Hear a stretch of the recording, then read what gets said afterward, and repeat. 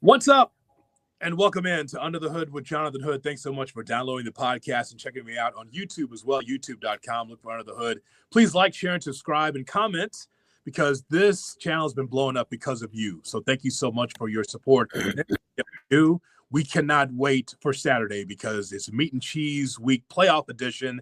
It is Bears and Packers 3, and we turn now to the established, renowned voice of Milwaukee sports, from ESPN Milwaukee, Kyle Wallace, the afternoon show host, also part of The Truth in Milwaukee. You can find him on his political sojourn as he makes things right in the community in Milwaukee and in the Midwest. And he joins us here on Under the Hood with Jonathan Hood. Kyle, as always, I appreciate your time.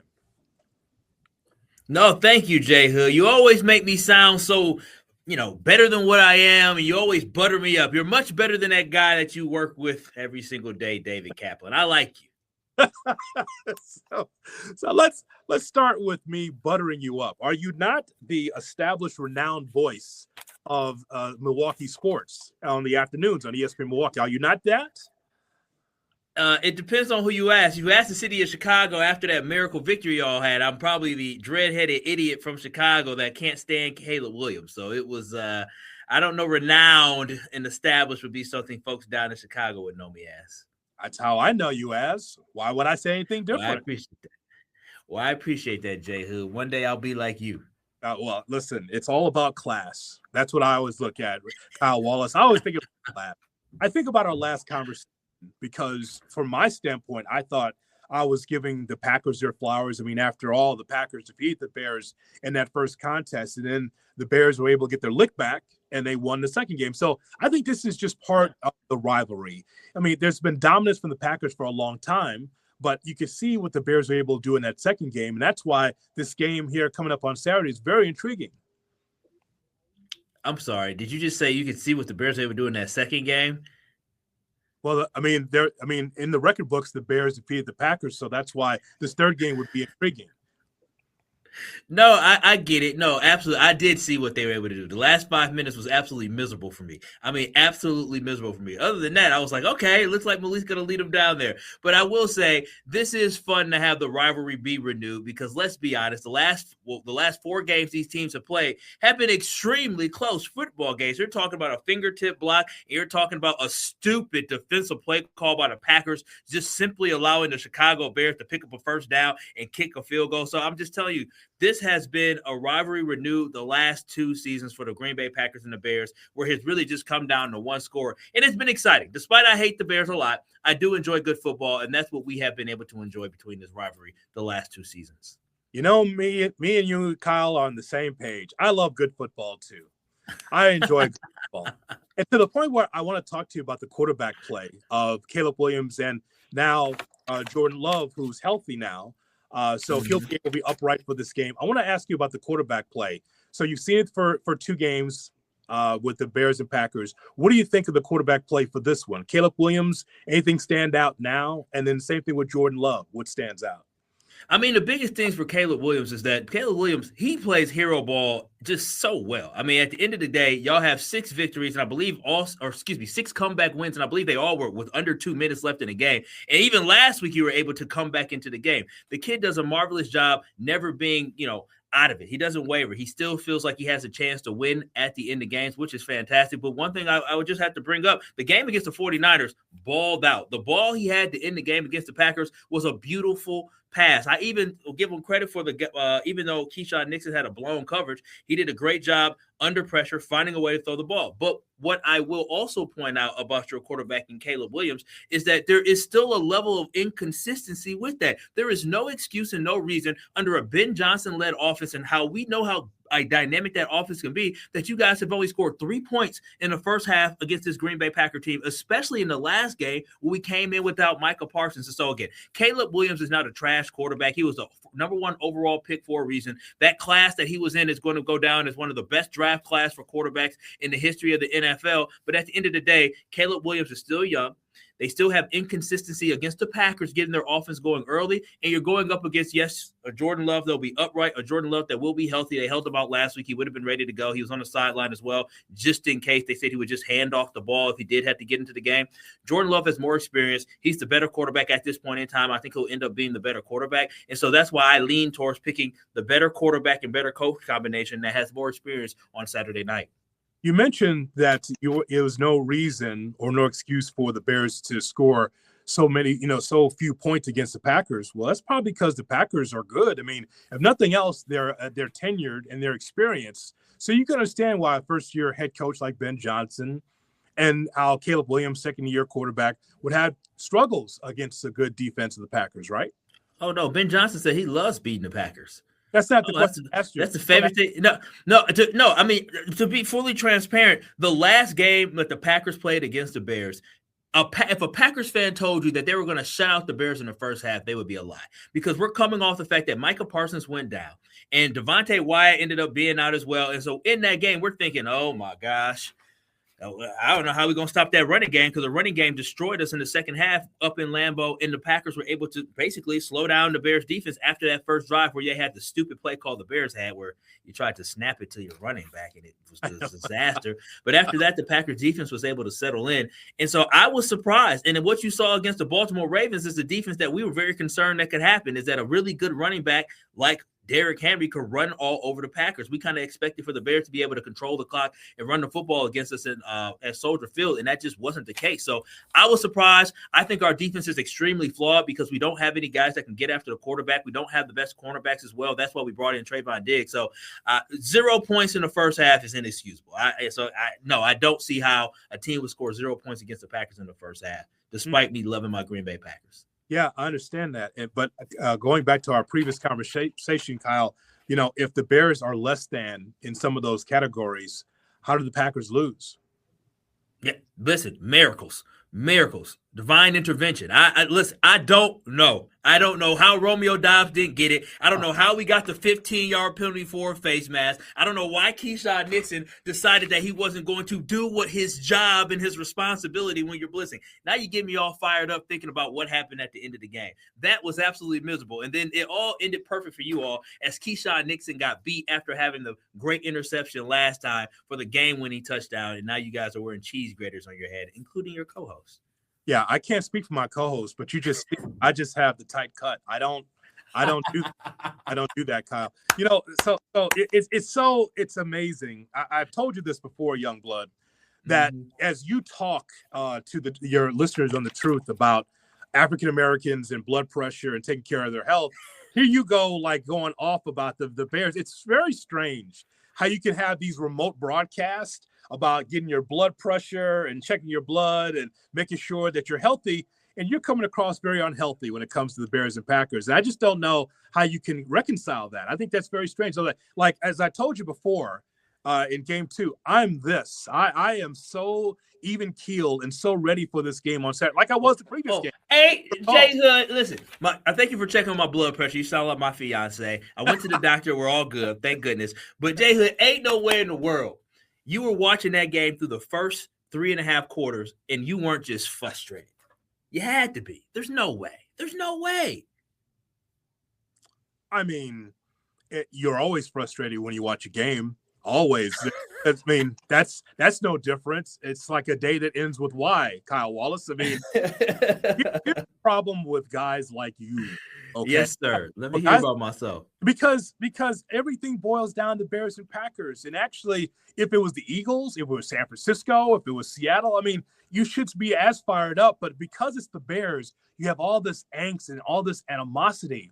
Don't you understand that it's house money for us? We're just in this little small market like Chicago. We're just happy to be there on Saturday. I mean, the mighty Packers, as I told you in game 2, we all fired up and all up in the camera, all up in the video. Tell me all about the Packers, like Diddy, all up in the video. I told you, I said I have no issues with the Packers. I feel like the Bears could win the ball game, and guess what? It came to fruition. Now in this contest here, there's a reason why it's a pick 'em in a lot of places because of the lack of weapons for the Packers that are injured. there's some players on the Bears that are injured or that's going to play injured or not play at all. So that's why it's a pick 'em, and that's why it's fun. But as the more and more you get on the radio and talk about what the Bears are not, if the Bears win, what does that make you? That doesn't make me anything. Listen, when I look at this game, I do believe the Green Bay Packers are better than the Chicago Bears. And like I alluded to earlier, if you have a quarterback who's going to be playing in his fourth playoff game, you have a coach that has a losing record in the playoffs, but he's been to NFC championship games, and you have a roster that is going to be as healthy as it's going to get, because Micah Parsons ain't walking through that door. Tucker Kraft, our tight end, who probably would have been a Pro Bowler probably this year, the way he was playing early in the season, he ain't walking through that door. You're getting your right tackle back. You're getting your quarterback back. Josh Jacobs hasn't played in multiple weeks. Heck, in the game against you guys after he fumbled, he somehow was on the field on a hands team, but stopped playing on regular offense.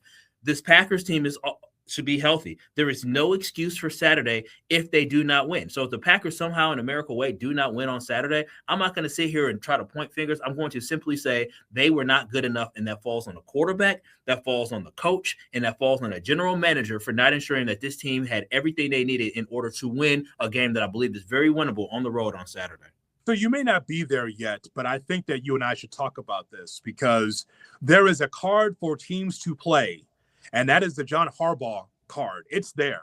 You may not get to that now, but I'm wondering whether or not next week, if the Packers fall short, whether or not that many Packers fans would call for John Harbaugh to be the next head coach and not Matt LaFleur. Is that on the table for you as a Packer fan? No, well, I heard this conversation. It's like, again, John Harbaugh is a good coach, but John Harbaugh had a very good roster with the Ravens for multiple years. He also had Lamar Jackson at quarterback, who was banged up this year. Why would I want somebody who couldn't find a way to win a championship with Lamar Jackson? Why would I want to bring him here? I'd rather keep the guy that I have that has built the foundation, that has created an offense, created a culture with the Green Bay Packers, and take some more cracks at it. I have no interest in John Harbaugh whatsoever. If anything, it would be in the reverse, where the Ravens should be calling the Green Bay Packers and Matt LaFleur to try to get him over there, because he is a great offensive mind. You give him somebody like Lamar Jackson, look what he was able to do with Malik Willis. You give him a guy with legs and ability to throw the football in a running game with Derrick Henry, he would do something very special. But no, I have no interest in John Harbaugh. I also have no interest in firing Matt LaFleur. Granted, both our teams, you guys have lost 2 games in a row. We've lost 4 games in a row. It's been miserable up here watching our team lose. That last game against the Vikings was just a waste of our time. But at the end of the day, the Packers against the Broncos in that game early in the second half, the Packers look like a true Super Bowl contender. And then all of a sudden, Christian Watson goes down. Then you see Micah Parsons go down. Zach Tom got hurt in that game. Everything just unraveled at that moment. So I remember, I don't just let 4 games determine how I'm going to think about my team and my coach. I'm going to look at the entire 18-week season to say, okay, I think the Packers were very close to turning the corner to actually being a competitive team that's going to compete for Super Bowls. And I don't think it's time to cut bait and get rid of Matt LaFleur at this point. Some of your teammates at ESPN Milwaukee differ. That's why I asked the question. Yeah, they do. It's all, but there's some, Kyle, that just like they're tired of LaFleur and feel like it's gotten stale. So that's why I asked that question, because there's a number of teams that Harbaugh and John's playing it pretty cool. He's not just going to jump in the Tennessee job. Oh no, as he shouldn't. He'll take a job from you. Like from if you're head coach, I'll take your job if you feel like your team is not getting to the next level. I think that's on the table for some teams. Yeah, no, it should be on the table for some teams, but I don't think it should be on the table for our team. Look, at the end of the day, we have to give Matt LaFleur credit, because though the season didn't end the way we wanted it to, the Packers moved on from Aaron Rodgers, and not a lot of us believed that this team would be in the playoffs. We thought it was going to be a rebuilding year. They found a way to make the playoffs, and Jordan Love flourished during that season. Last year had a couple injuries, but still found a way to win 11 games. This year, 1 less games, but we saw this team taking the next step in the right direction. This team is definitely building towards something. Now it's just on the general manager to ensure that we can't allow for 1 injury at a right tackle position to make our offense fall apart. We can't allow for Micah Parsons, regardless of how great he is, all of a sudden for us not to be able to get home at all with rushing 4. That comes to what talent do you have on this roster in order to fill the gaps that get left when guys get hurt.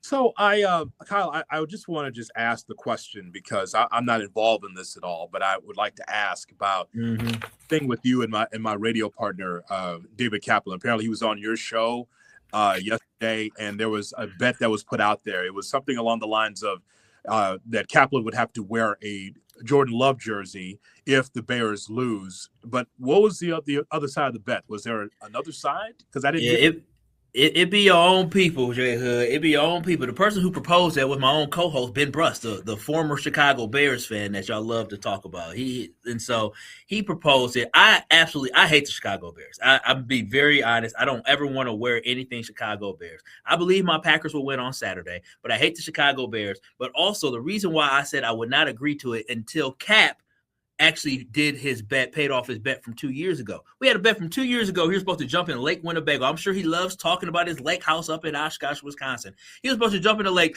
2 years ago and is yet to do it. And I said, no. I'm not doing business with somebody I cannot trust to actually follow through.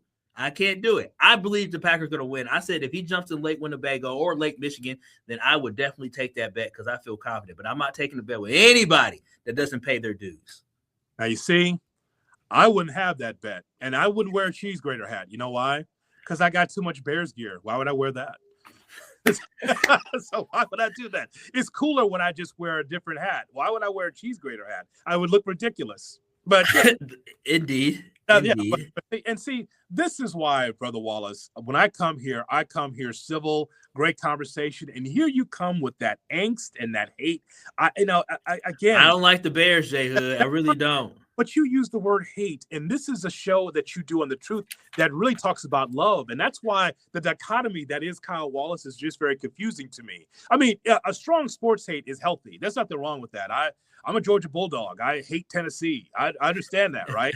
I'm a White Sox fan. I can't stand the Minnesota Twins. So those are things that. But the way the animus that you're portraying, though, that you're telling people, it's just not healthy, man. I mean, if you feel confident, you should just be cool about it. You sound like Market 36 the way you are. It's just going after the Bears. Well, you could just be cool about it. Just be like, you know what? The Bears are the dirt underneath my shoe. There's no problem. Why do you just say that? But no, but you're pounding your fist. I see these clips. I listen to the show in Milwaukee. I'm like, dude, if you're that confident, you don't get that riled up. When you get that riled up, it makes me think, there might be a chance for the Bears. You know, that shows when you do these shows, you understand. That shows that you're kind of concerned when you get all up in arms about the Bears, a team that you've beaten for the better part of, 2 decades, 3 decades? Yeah, we're talking about 3 decades. Okay. Yeah. So what's the problem? Like it should be, you should be having your hands behind your head talking to me about this matchup. Because hey man, it's comfortable, right? You've been beating the Bears all this time. Why can't you just be cool about it? I like this mental gymnastics that you're trying to play on me here. Trying to tell me, oh, be cool, calm, and collected. Listen, J-Hood, I'm gonna tell you something about me. If somebody say something, I can't keep my mouth shut. I gotta say something. I can't allow delusion to live. I gotta tell delusional people about themselves, whether it's on 101.7 The Truth or it's right here on ESPN Wisconsin. I love calling out delusional folks, and I feel like Bears fans are delusional with the fact that people think that Caleb Williams is the best quarterback in the NFC North when the man not even the best dang quarterback in his draft class. That's why I got to tell people about themselves. They love how much their defense turns over the football, which they absolutely should, but then they don't ignore the fact that it is a bottom 20 defense in the NFL, or I should say bottom 10 defense in the NFL. Y'all love the cherry pick and highlight all the good things without focusing on the bad things. And what got me about that last game, J-Hood, is that when we beat the Bears the first time, all these people was chattering, talking, and then after the game, crickets. Not a word. The Bears beat the Green Bay Packers. Oh, it's like they won the Super Bowl. Y'all gonna find out on Saturday that the regular season ain't the Super Bowl and things get ratcheted up and heightened in the playoffs. They're gonna find out on Saturday. I feel really good about this team.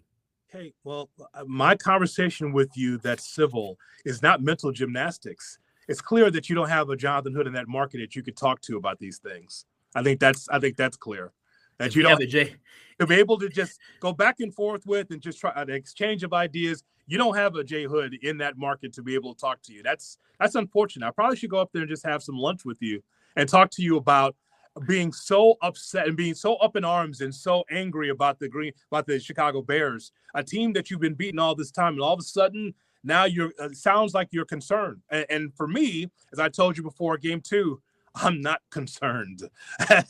not one bit. I'm not concerned. Well, you have no expectations for your team. You just told me, like, hey, we won the season. We made the playoffs. We got a 2 seed. This is house money. In what world is a number 2 seed in the NFL playoffs saying they have house money against a 7 seed? I thought the whole point of playing football wasn't just to make the playoffs. I thought it was to go to the Super Bowl. As y'all Chicago Bears fans should find out a little bit from the fact that the Detroit Lions, they were a really good team the last 2 years. I believe they won 15 games last year. And the Detroit Lions are going to be sitting on the couch like you and I watching the Packers take on the Bears in the playoffs. The NFL could come at you fast, and that schedule for y'all next year ain't going to be easy. So I think you should capitalize on the moment that you have, because these moments are few and far between for you Bears fans. So that's what I'm saying. It shouldn't be house money, J-Hood. It should be a little bit more serious than that, because what you may think is house money this year, you may end up on the couch next year. For the community I live in, house money is better than no money. So I'll take the How about that?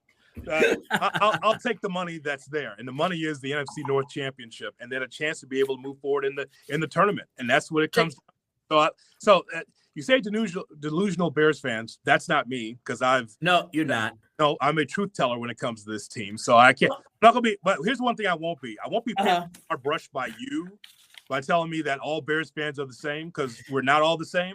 Remember, I live in reality. I understand what the NFL is about. I just like the idea that the Bears are in a position now, not only winning the North, not only being able to come back in ball games, but to be able to capitalize on what they've been able to do. Because you're right. I mean, it's like what the coach of Detroit said. He goes, "Hey, man, we may not be here next year," and they weren't. So you want to capitalize as much as possible. That's why I'm pretty cool about this game on Saturday. Looking forward to it. I do have to ask you a question, because since you're, a regular person and Bears fan, you're not delusional. I mean, when you look at the season, and I'm telling you, you guys should have every reason to be excited, because you won the NFC North, you won 11 games, and you had a lot of hard losses the previous season, and you were able to turn that fortune around. When you look at the NFC North, which you have to compete in every single year, does 2-4 in the NFC North concern you at all? Not this year. Not when you have the trophy. No, but I mean, moving forward, 2-4. I mean, the division, all 4 teams finished over 500, I believe. Yeah, over 500. And so, does that concern you just moving forward of how tough this division is going to be? When the Vikings were able to find a way to win 9 games with J.J. McCarthy. Yeah, as we know, it's very fluid, and I think that as long as the Packers and the Bears keep the Lions and the Vikings down, I have no concern. Well, y'all didn't keep the Lions down. You got swept by them. Yeah. Well, I mean, that's as I'm referring to next season. You asked me about the future, did you not? I did. Okay. See, all right. I'm one of those guys that answers your questions directly. You asked me here, and that the hope is, just like the Packers' hope is that they're able to keep the teams down. So that's the whole thing. You want to continue their momentum. I am realistic to know that if you can win the division one year, the next year you're concerned about injuries or free agency, how you're going to be able to replace a lot of guys in that defensive line, because you can't get home enough on the defensive line, that you got to change some guys in the secondary. So the team is not complete. The team's fun, but the team's not complete. If you don't change the offensive line, we're not even having this conversation. So, yes, that's very true. You do have to, your schedule gets so much harder next year, and that's the whole thing. Going from having the easiest schedule in the division going into the season to end up having some of the toughest, because it's going to be tough, man. Really, really tough. It's going to be exciting next year, but my main focus is Saturday, because I do believe that the Green Bay Packers, just simply based off the experience and the health that we have, this Packers team offense should be able to flow. It's going to come down to our defense to be able to make stops and be able to get off the field, because the rushing attack that you guys have is a really good rushing attack. You have 2 really good running backs, and we're going to have to make sure that you guys cannot control the clock. You guys have to make sure you don't have a slow start like you had last week and like you had against the Packers. If you have a slow start in this game in the playoffs, it's a little bit different during the regular season.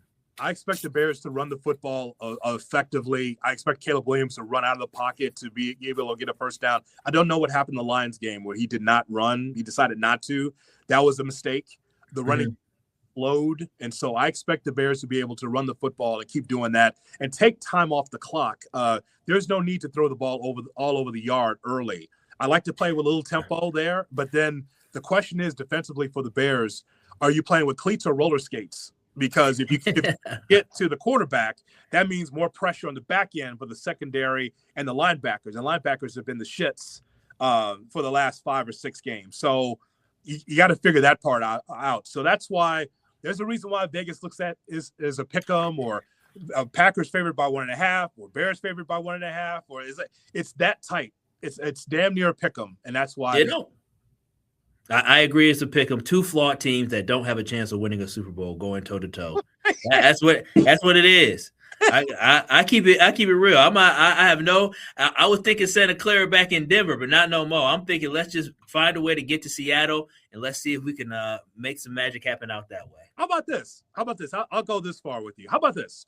If the Packers beat the Bears, if the Packers play Seattle, if that's the matchup, I like the Packers in that one. I'm taking it week by week. That Seattle defense is tough. Sam Darnold has carved up the Packers. I know it was a completely different team, but with the Vikings, he was able to carve up the Packers. I would need to just take it week by week. My focus is going to be now on the Chicago Bears and being a team I believe we can beat, and then I'll shift my focus to Seattle. You're not a player, Kyle. You actually can look at that and project that. I don't know what you're doing there, but this idea that you're not in the locker room, you're not suiting up. You don't have a cup. 1 week at a time, J-Hood. 1 week at a time. You don't have a cup. You don't have to do that. You could just be a dude and just talk about that. But okay, I'll let you do you, Kyle Wallace. I mean, it'd been cool to just have a good little discourse about the future. Nah, he doesn't want to do that. He's so focused Saturday and so mad and just so hyped up about this game, and I just don't understand. Oh, I look forward to Saturday too. And you know what? All the best of luck to you in the off season. That's gonna be awesome for you. All right, J Hood. I would say good luck, but it wouldn't be honest. Go Pack, go, baby. Understood, man. Bear down. And there he is, folks. He's Kyle Wallace, and we just had a great conversation right there. He is the esteemed, established, renowned voice of Milwaukee sports from ESPN Milwaukee and The Truth in Milwaukee. Thank you, Kyle. Thank you so much, J Hood. Thank you.